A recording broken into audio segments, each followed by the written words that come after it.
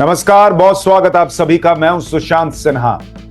अरविंद केजरीवाल के लिए जीवन का बहुत संकट काल चल रहा है बॉस। चुनाव तो हार ही हैं, पॉलिटिक्स खत्म होती भी नजर आ रही है, खुद की सीट गंवा चुके हैं। लेकिन अब आप देखिए कि जो अरविंद केजरीवाल किसी सीएजी रिपोर्ट का हवाला देकर अपनी पॉलिटिक्स को चमकाकर आज यहां तक पहुंचे, आज वही सीएजी की रिपोर्ट दिल्ली विधानसभा में पेश कर दी गई है और उसमें ऐसे ऐसे खुलासे हुए हैं जो ये कह रहे हैं कि केजरीवाल लंबा अंदर चले जाएं तो आश्चर्य नहीं होना चाहिए बॉस।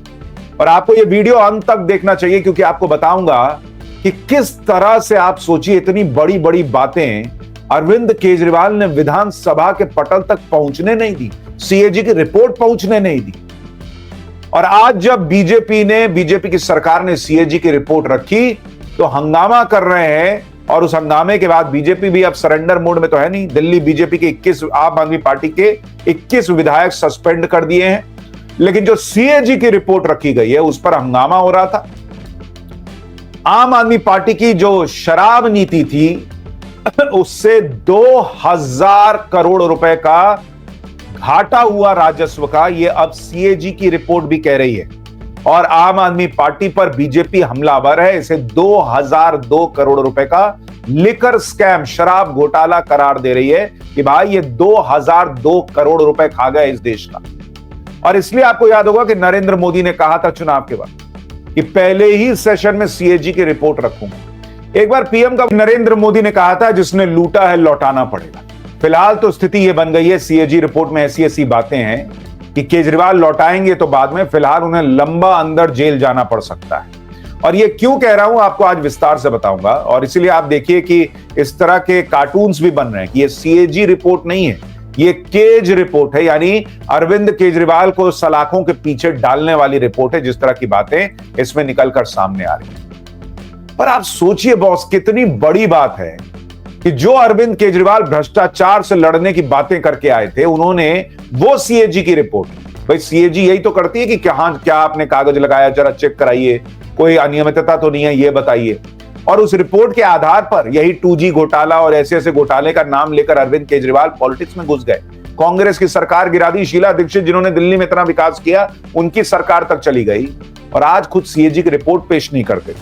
क्यों नहीं करते थे? आप सुनिए कैसे कैसे खुलासे हुए हैं शराब नीति को लेकर, मोहल्ला क्लिनिक को लेकर, शराब नीति के अलावा, मोहल्ला क्लिनिक के अलावा शीश महल को लेकर। जरा आपको एक एक करके बातें बताता हूं। भाई एक तो सीएजी की रिपोर्ट कह रही है कि 2002 करोड़ रुपए का घाटा हुआ। पहला, सरकार ने नॉन कंफर्मिंग म्युनिसिपल वार्ड्स में दुकानें खोलने की समय पर परमिशन नहीं दी। इसकी वजह से 941.53 करोड़ रुपए का नुकसान। ठेकेदारों ने लाइसेंस सरेंडर कर दिए लेकिन सरकार फिर से टेंडर जारी करने में असफल रही। इसकी वजह से 890 करोड़ रुपए का नुकसान हुआ। कोरोना महामारी के समय ठेकेदारों को नियम के विरुद्ध जाकर छूट देने की वजह से 144 करोड़ रुपए का नुकसान हुआ। और सीएजी ने यह भी कहा कि इसकी कोई जरूरत नहीं थी कि यह छूट देते, लेकिन दे दिया। लोकल लाइसेंस धारकों से उचित सिक्योरिटी डिपॉजिट नहीं वसूलने से 27 करोड़ का नुकसान हुआ। और इसमें रिपोर्ट में और क्या क्या है सुनिए। 2002 करोड़ की तो बात है ही। यह भी सीएजी कह रही है कि शराब नीति बनाने से पहले विशेषज्ञों की सलाह ली अरविंद केजरीवाल की सरकार ने, तब की सरकार ने, लेकिन उनकी सिफारिशों को माना ही नहीं, क्योंकि वो तो कागज पर दिखाना था कि भाई हमने चर्चा की है, लेकिन इनको मानना तो था नहीं क्योंकि अपने हिसाब से चलना था। जिन कंपनियों की शिकायतें थी या जो घाटे में चल रही थी उन्हें भी लाइसेंस दे दिया गया। कैबिनेट और उपराज्यपाल यानी एलजी से कई बड़े फैसलों पर मंजूरी नहीं ली गई। शराब नीति के नियमों को विधानसभा में पेश तक नहीं किया गया। कोविड-19 के नाम पर 144 करोड़ की लाइसेंस फीस माफ कर दी गई, जबकि ऐसा करने की कोई जरूरत ही नहीं थी।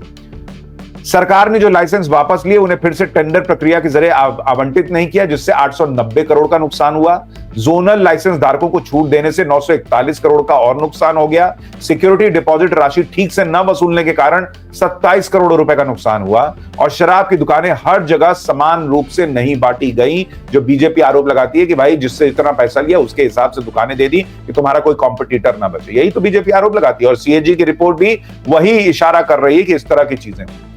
तो अब अरविंद केजरीवाल की दिक्कत बहुत बढ़ने वाली है बॉस, क्योंकि ऑलरेडी भाई इस शराब घोटाले के मामले में कई बार कोर्ट की सख्त टिप्पणी आ चुकी है। लोअर कोर्ट तो कह चुका है कि प्राइमा फेसी मामला दिख रहा है, और अब सीएजी की रिपोर्ट जो है वो उस पर मोहर लगा रही है कि नुकसान हुआ, और छोटा मोटा नहीं, 2000 करोड़ का नुकसान।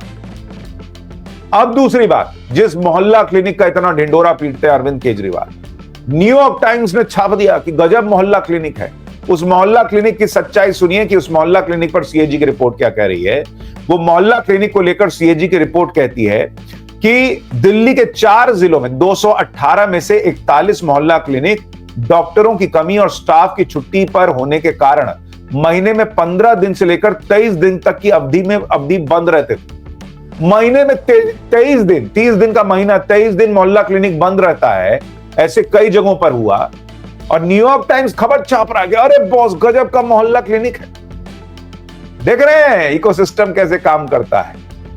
मोहल्ला क्लिनिक में बुनियादी चिकित्सा उपकरणों जैसे pulse oximeter, glucometer, x ray viewer, thermometer, BP monitoring machine आदि की भी कमी पाई गई। थर्मामीटर भी नहीं है मोहल्ला क्लिनिक में बॉस। और बताइए, हवा में चल रहा है मॉडल कि अरे बाप रे बाप, मोहल्ला क्लिनिक बना दिए, उससे बढ़िया क्या हो सकता है। बीजेपी मोहल्ला क्लिनिक बंद कर देगी, पब्लिक इसको वोट मत देना। थर्मामीटर नहीं है मोहल्ला क्लिनिक में, और इनका मोहल्ला क्लिनिक चल रहा है। रिव्यू के दौरान 74 मोहल्ला क्लिनिक ऐसे थे जिसमें अनावश्यक दवाओं की सूची में शामिल आवश्यक दवाओं की सूची में शामिल 165 मेडिसिन की 100% उपलब्धता भी सुनिश्चित नहीं की गई थी। और सुनिए, अक्टूबर 2022 से मार्च 2023 की अवधि के दौरान मोहल्ला क्लिनिक्स में आने वाले 70% मरीजों को 1 मिनट से भी कम समय का वक्त मिला। 1 मिनट से कम। कौन ये चमत्कारी डॉक्टर बैठ रहे थे बॉस कि मोहल्ला क्लिनिक में कोई आदमी आया, उसको 1 मिनट से कम में बोल रहे थे कि निकलो। अरे क्या चेक करेंगे जब कुछ था ही नहीं था, तो चेक को क्या करेंगे। 10 आदमी आ रहा है तो उसमें से 7 को 1 मिनट से कम में निकाल दे रहे हैं। यह है मोहल्ला क्लिनिक का मॉडल, केजरीवाल मॉडल बॉस। ये सीएजी की रिपोर्ट में खुलासा हुआ, और इसलिए ये सीएजी की रिपोर्ट रख नहीं रहे थे। और सुनिए शीश महल पे क्या खुलासा हुआ है। सीएजी के ऑडिट में पाया गया कि दिल्ली लोक निर्माण विभाग ने बंगले का दायरा 1397 वर्ग मीटर से बढ़ाकर 1905 वर्ग मीटर कर दिया, यानी 36% दायरा बढ़ा दिया इनके शीश महल का। और सुनिए, इसमें महंगे और लग्जरी आइटम लगाए गए। पीडब्ल्यूडी के बंगले को रिनोवेशन में एस्टीमेट से अलग जो अतिरिक्त कार्य कराए गए, उसके लिए टेंडर प्रक्रिया अपनाने की जहमत भी नहीं उठाई। खुला खेल फर्रुखाबादी, हम लगा नहीं यार, देखेंगे अपनी सरकार वाला हिसाब चल रहा था। और करीब 25 करोड़ रुपए के कार्य सेम कॉन्ट्रैक्टर द्वारा किए। ये हुआ शीश महल में बॉस। तो शीश महल को देख के चकाचौंध रह जा रहे हैं, वो नहीं, अभी अंदर क्या हुआ उसकी फाइल खुलेगी बॉस। और इसलिए केजरीवाल का संकट सिर्फ शीश महल नहीं है, शराब घोटाला नहीं है। अभी मोहल्ला क्लिनिक खुलेगा तो मतलब कोई चीज ऐसा नहीं है जिसको इन्होंने छुआ और वहां घोटाले के आरोप न लगे। बजट स्वीकृत हो गया लेकिन स्टाफ ब्लॉक नहीं बना। आप सोचिए, सीएजी की ऑडिट में पाया गया कि स्टाफ ब्लॉक और कैंप ऑफिस के निर्माण के लिए स्वीकृत 19 करोड़ 87 लाख रुपए की राशि में से कुछ धनराशि का उपयोग अन्य कार्यों के लिए कर दिया गया। गजब ही हिसाब चला बॉस दिल्ली में। और इसीलिए तो ये बोलते थे कि दिल्ली के मालिक हम हैं दिल्ली के मालिक। सीएजी की रिपोर्ट यह भी कह रही है कि despite several reminders complete records were not made available to audit. यानी सीएजी कहती थी कि दिखाओ रिकॉर्ड दिखाओ, तो रिकॉर्ड दिखाने को तैयार नहीं होते थे। उसके बावजूद सीएजी ने यह भी कहा है कि जो पहले तो इन्होंने टेंडर जो दिया वो पहले ही CAG report, work of Sheesh Mahal was awarded at 13.21% above the estimated cost. यानी जितना एस्टिमेट था उससे 13% ऊपर के कॉस्ट पर आपने पहले टेंडर दिया, और उसके बाद जब कंप्लीट होते होते ये 13% की राशि बढ़कर 342% बढ़ गई बॉस। 342%। सोच रहे हैं आप, ऐसे शीश महल का निर्माण हुआ था।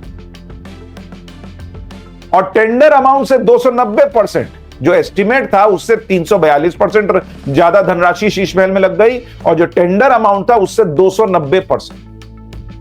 अब यही सब खुलेगा, ये खुलेगा तो केजरीवाल जी को बंद होना पड़ सकता है।